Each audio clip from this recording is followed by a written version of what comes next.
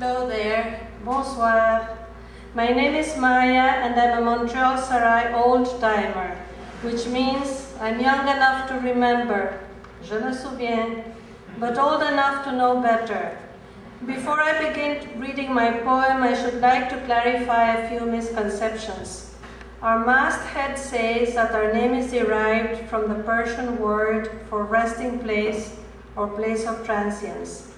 This etymology is absolutely correct. Many of us came to Montreal to rest from turmoil, to learn, to test the waters, or the proverbial snow, and to consolidate our position before returning home to make a mark there. But Montreal has now become our physical dwelling, and Montreal Serai is where our spirit dwells. What is absolutely untrue is that Montreal Serai is a resting place. Just the opposite. It is a space for artistic experimentation, intellectual ferment, political questioning, and the creation of a new paradigm for what it means to be human. It is not an exclusive club, but rather an inclusive longhouse where we can meet on equal terms and discuss our joint future on this planet Earth. The Montreal part of our name has spilled into those corners of the world where there is a cyber link, and the Serai part no longer means transience, but endurance. We have endured 23 years, and with your help, we shall certainly overcome. Que sera Serai?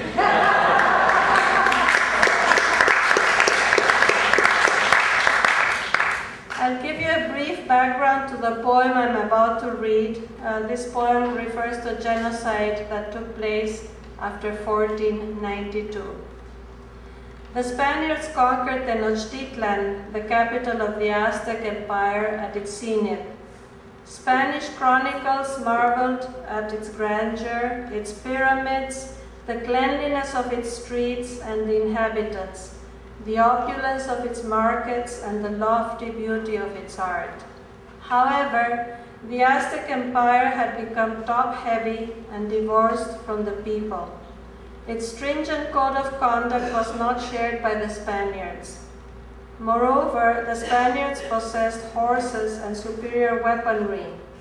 But the main reason why the Aztecs were defeated so easily was their belief in the return of the mythical Quetzalcoatl, the plumed serpent. Ancient lore says that he sailed away to return one day with his warriors in the form of white, bearded men.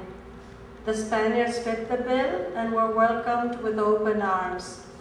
This sound depicts this clash of civilizations and the demise of a wondrous and mysterious culture which, like Quetzalcoatl, is making a comeback in modern Mexico.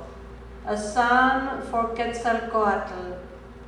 Ometecutli, Lord of all dualities, dwelling beyond space, before time, faceless, formless, nameless, the one and the many, the void. You died and were born again and again and again, catapulting the spheres into orbit. Your blood dripped from your celestial abode, deep into our soil, dyeing it green, red, silver, sienna, copper dawn, crimson dusk, midnight blue, starry bright.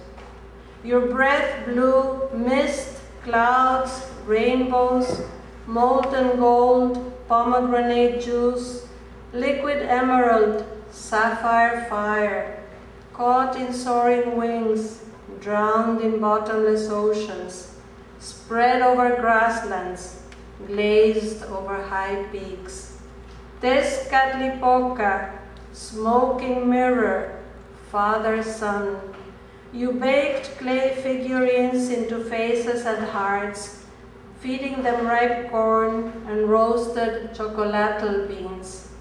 fashioning stalwart warriors and women.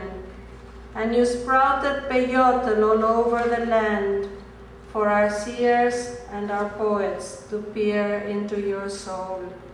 Xochiquetzatl, blossom of all blossoms, without your moist lips, the hummingbird would thirst for nectar, and lovers' lips would never meet. Without you, there would be no flowers and songs to mourn our dead and cheer our living, and silence the screams of women at birth.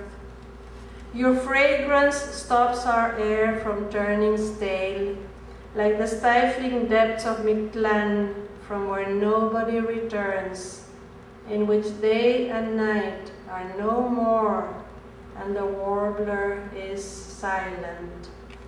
Quetzalcoatl, plumed serpent astride the evening star, you had promised to return. Instead, bearded strangers took on your shape, descended upon us from their floating houses, trampling on our children with their neighing, four-legged, metal-clad bodies, putrefying our skin with their fetid pox, torching our visions and our past, reducing our understanding to ashes, tearing apart our sacred cities, Tenochtitlan, Tlatelolco, Teotihuacan, and our steps to sun and moon, strewing death and desolation, and we let them because we thought you had come back.